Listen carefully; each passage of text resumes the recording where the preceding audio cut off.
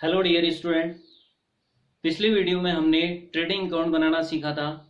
आज हम इस वीडियो में trading and profit and loss account बनाना सीखेंगे। क्वेश्चन आपके सामने है, इसको समझ लेते हैं। श्री अजय कुमार के 31 मार्च 2006 को समाप्त होने वाले वर्ष के निम्नलिखित शेषों से व्यापार एवं लाभानी खाता तैयार कीजिए। प्रारंभिक रहतिया दिया है, जो डेबिट शेष है 25,280। क्रय एवं क्रय वापसी, क्रय है 68,340 एंड क्रय वापसी है 1,540। विक्रय वापसी एवं विक्रय, जो ये डेबिट शेष है ये विक्रय वापसी है 2,330 रुपये और विक्रय है 1,15,700 रुपये। फिर भाड़ा है क्रय पर 1,120 रुपये, आंतरिक ढुलाई 970 रुपये, उत्पादन व्यय 5,950 रुपये, वेतन 6,000 रुपये, मजदूरी एवं वेतन 4,950 रुपये, किराया 1,280 रुपये, कमीशन, ये कमीशन जो है क्रेडिट बैलेंस है 2,520 रुपये, ब्याज भी क्रेडिट बैलेंस है 1,870 रुपये, बट्टा, ये डेबिट बैलेंस भी है और क्रेडिट बैलेंस भी है। डेबिट में है 840 रुपये और क्रेडिट में है 780 रुपये। स्टेशनरी 380 रुपये, विज्ञापन 1,620 रुपये, कर 2,320 रुपये, अशोध्य ऋण 700 रुपये, यात्रा व्यय 1,450 रुपये। नीचे दिया गया है 31 मार्च 2006 को अंतिम रहतिये का मूल्य 26,300 रुपये। आइए क्वेश्चन को सॉल्व करते हैं। सबसे पहले हम इसका फॉर्मेट बनाएंगे। फॉर्मेट बनाने के लिए सबसे पहले हम ऊपर 2 लाइन छोड़ देंगे और उसके बाद एक लाइन यूं ड्रॉ करेंगे। इसके बाद इस लाइन के ठीक बीच पे एक लाइन खींचेंगे। इस लाइन को थोड़ा सा मोटा कर लेंगे, हम डबल लाइन खींच लेंगे। जो बीच की लाइन होती है ये डबल होती है। उसके बाद अमाउंट लिखने के लिए हम एक लाइन खींच देंगे। ऐसे ही क्रेडिट साइड में अमाउंट लिखने के लिए एक लाइन खींच देंगे। ऊपर एक लाइन और खींच देंगे ताकि हम इसका विवरण आदि लिख सकें। इसके बाद हम सबसे ऊपर लिखेंगे trading and profit and loss account.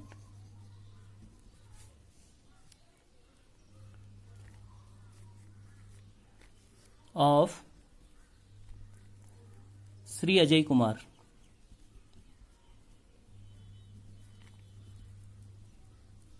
ये अगर एक ही लाइन में आ जा रहा है तो अच्छी बात है, नहीं तो नीचे लिख देंगे।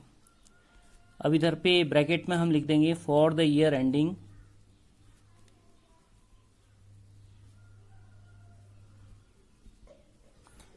जिस डेट को हम व्यापार एवं लाभानी खाता तैयार कर रहे हैं वो डेट लिख देंगे 31 मार्च 2006। इसको हम ब्रैकेट में बंद कर देंगे। अब ये हमारा हो गया डेबिट साइड और ये राइट साइड वाला हो गया हमारा क्रेडिट साइड। तो ये हम लिख देंगे। अब इधर लिख देंगे डेबिट साइड में सबसे पहले पर्टिकुलर्स, अमाउंट रुपीज में है, फिर पर्टिकुलर्स, फिर अमाउंट।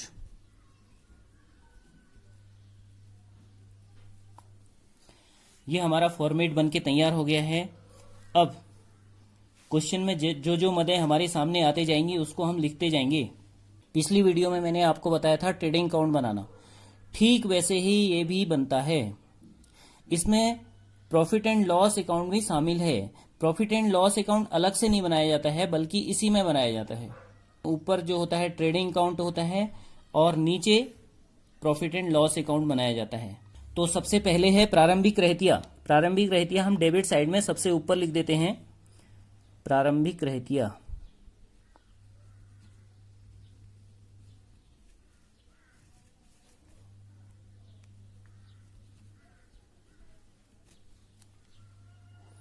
प्रारंभिक रहतिया की अमाउंट है 25,280।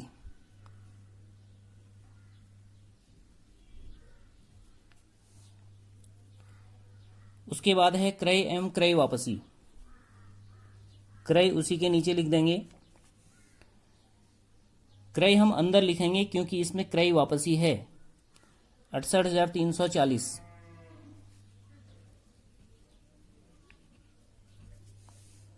इसमें से क्रय वापसी माइनस कर देंगे। क्रय वापसी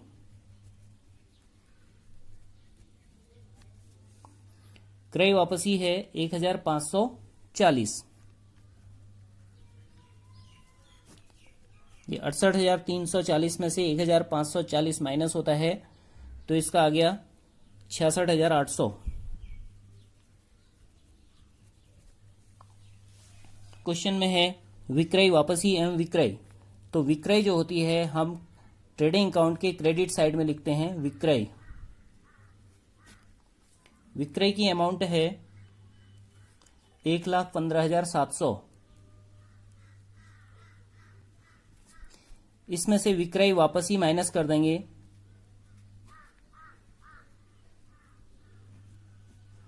विक्रय वापसी है आपके क्वेश्चन में दिया गया है 2,330। इसमें से विक्रय में से विक्रय वापसी माइनस हो जाता है तो 1,13,300 1,13,370। फिर है भाड़ा क्रय पर। जितने भी क्रय से संबंधित खर्चे होते हैं वो हमारे ट्रेडिंग अकाउंट में आ जाते हैं।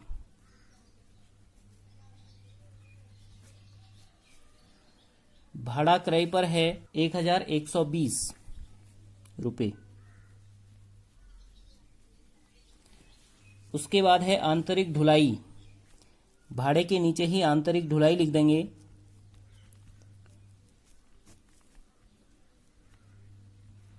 आंतरिक ढुलाई का मतलब है जो माल हमने बेचने के लिए खरीदा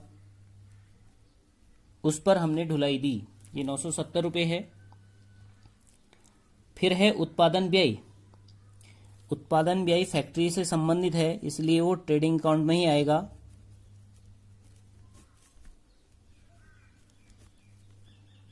उत्पादन व्यय है 5,950 रुपये। उसके बाद है वेतन। इधर ध्यान देने वाली बात है कि वेतन हमारा फैक्ट्री से संबंधित नहीं होता है, वेतन हमारा ऑफिस से संबंधित होता है। इसलिए हम इसको ट्रेडिंग अकाउंट में नहीं रखेंगे, इसको प्रॉफिट एंड लॉस अकाउंट में रखेंगे। ये ऊपर ट्रेडिंग अकाउंट बन रहा है, इसके नीचे प्रॉफिट एंड लॉस अकाउंट बना रहे हैं। तो प्रॉफिट एंड लॉस अकाउंट में हम इधर पे कुछ जगह छोड़कर लिख देंगे वेतन। वेतन है 6,000 रुपये। वेतन के बाद है मजदूरी एवं वेतन। अब मजदूरी एवं वेतन है, मजदूरी शब्द पहले है और वेतन शब्द बाद में है, इसलिए मजदूरी हमारी फैक्ट्री में दी जाती है या फिर जहां पर हमारा जो माल है उसका प्रोडक्शन हो रहा है वहां पे दी जाती है।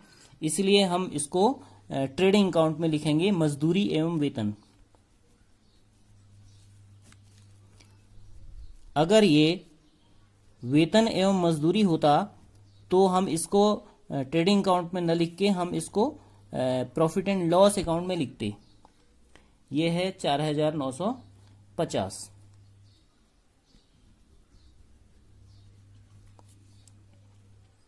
इसके बाद है किराया। किराया जो होता है वो फैक्ट्री से संबंधित नहीं हुआ, किराया हमारा ऑफिस से संबंधित हुआ, इसलिए हम नीचे लिख देंगे प्रॉफिट एंड लॉस अकाउंट में। जितने भी ऑफिस से संबंधित खर्चे हैं वो हमारा प्रॉफिट एंड लॉस अकाउंट में चले जाएगा 1,280 रुपये। अब आते हैं कमीशन। कमीशन ऑफिस से संबंधित हुआ तो, लेकिन ये जो लिखा है धनी शेष वाले कॉलम में लिखा है, धनी शेष का मतलब होता है ये हमारी आय है, कहीं से हमें कमीशन मिला है। जो आय होती है वो क्रेडिट साइड में आती है और जो खर्चे होते हैं वो डेबिट साइड में आते हैं, और जो आय होती है उसको क्रेडिट साइड में लिख देंगे।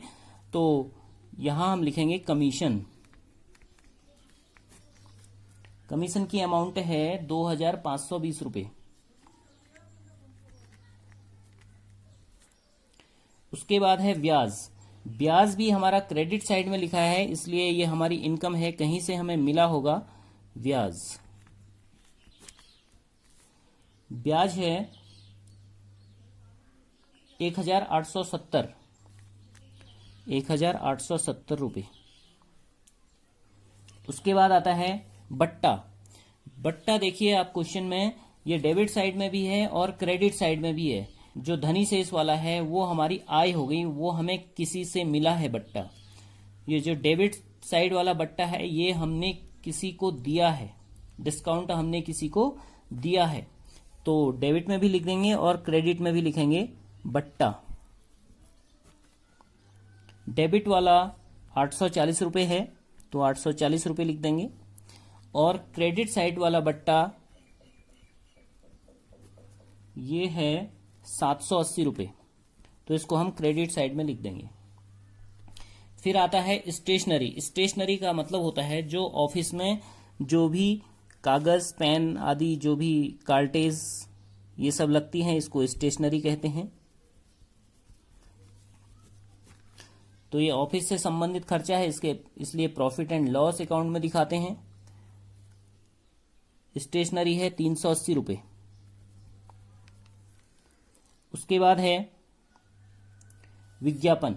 विज्ञापन ऑफिस से संबंधित खर्चा है, इसको हम प्रॉफिट एंड लॉस के डेबिट में दिखा देंगे। ये है 1620 रुपये। फिर आता है कर, टैक्स, ये है 2320 रुपये।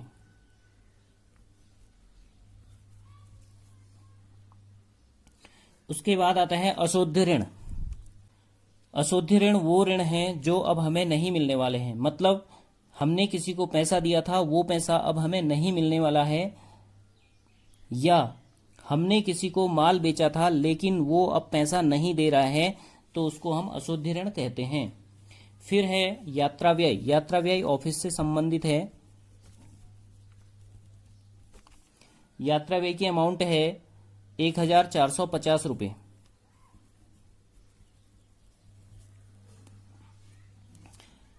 फिर नीचे कुछ इंफॉर्मेशन है। 31 मार्च 2006 को अंतिम रहतिये का मूल्य 26,300 रुपये था। 26,300 रुपये था। तो अंतिम रहतिये को मैंने आपको बताया था, अंतिम रहतिये को हम ट्रेडिंग अकाउंट में विक्रय के नीचे दिखाते हैं। और ये जो अंतिम रहतिया होता है इसकी दो जगह पोस्टिंग होती है, एक तो ट्रेडिंग अकाउंट में और दूसरा आर्थिक चिट्ठे में संपत्ति पक्ष की ओर इसको लिखा जाता है। अब ये जितनी भी इंफॉर्मेशन थी वो सारी इंफॉर्मेशन हमने नियम के अनुसार ट्रेडिंग अकाउंट में या प्रॉफिट एंड लॉस अकाउंट में लिख ली है। अब हमारा काम है ट्रेडिंग अकाउंट से ग्रॉस प्रॉफिट या ग्रॉस लॉस निकालना। उसके बाद जो भी रिजल्ट निकलता है उसको नीचे प्रॉफिट एंड लॉस अकाउंट में ले जा करके नेट प्रॉफिट निकालना। तो आइए ग्रॉस प्रॉफिट या ग्रॉस लॉस निकालते हैं। यदि क्रेडिट साइड का टोटल डेबिट साइड के टोटल से अधिक होगा तो इसका मतलब हो गया सकल लाभ हो जाएगा। यदि डेबिट साइड का जो टोटल है वो अधिक होगा क्रेडिट साइड के टोटल से, इसका मतलब है सकल हानि हो गई। तो हम मोटे तौर पर इसको जोड़ते हैं कि किस साइड का टोटल अधिक है, तो इसका टोटल लगभग 1 लाख के आसपास आ रहा है। और इधर पे 1,13,370 तो ये विक्रय है और अंतिम रहती है अलग। इसका मतलब है क्रेडिट साइड का जो टोटल है वो अधिक है, तो इसका मतलब है हमें सकल लाभ हो गया है। तो हम क्या करेंगे, जिस साइड का टोटल अधिक है उसको हम जोड़ लेंगे पहले। तो इसको जोड़ देते हैं 1,39,670। तो इसी के सामने यहाँ पे डेबिट साइड में भी इसी बैलेंस को लिख देंगे। ये जो क्रेडिट बैलेंस है इसी को हम लिख देंगे। और बीच में हमने एक लाइन छोड़ दी है। एक लाइन इसलिए छोड़ी है कि इधर पे हम बैलेंसिंग फिगर निकालेंगे, इसमें से ये सब माइनस करेंगे तो जितना भी आएगा हम इधर पे लिख देंगे, वो हमारा सकल लाभ होगा। क्या होगा? सकल लाभ।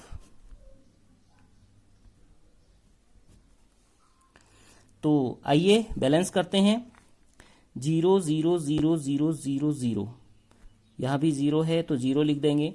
यहाँ 8 2 10, 7 17, 10 27, यहाँ 27, यहाँ भी 7 है तो यहाँ भी 0 हो गया, हासिल 2 हो गया, 2 2 4, 8 4 12, 22 32 42 यानी कि 40। 40 में कितना ऐड करें कि अगला जो 6 वाली संख्या है वो आ जाए। 40 के बाद अगली जो 6 वाली संख्या होती है वो 46 होता है, तो 46 लाने के लिए हमें 6 ऐड करना पड़ेगा, तब 46 आ गया। तो 4 हासिल आ गया, 5 4 9, 10 6 16, 26 25 हो गया। 25 में कितना ऐड करें कि अगली 9 वाली संख्या आ जाए, तो 25 और 4 29, हासिल 2 2 2 4, 6 4 10। 10 में कितना ऐड करें कि ये 13 आ जाए, तो ये 10 में हम 3 ऐड करेंगे, 13 आ जाएगा। तो ये हमारा सकल लाभ हो गया 34,600 रुपये। अब इसको हम ट्रांसफर करेंगे। ये हमारा प्रॉफिट है, ग्रॉस, ये हमारा ग्रॉस प्रॉफिट है, इसको हम ट्रांसफर करेंगे प्रॉफिट एंड लॉस अकाउंट। ये जो नीचे का है ये लाभानी खाता, या अंग्रेजी में इसको प्रॉफिट एंड लॉस अकाउंट कहते हैं, इसमें ट्रांसफर करेंगे सकल लाभ। सकल लाभ है 34,600।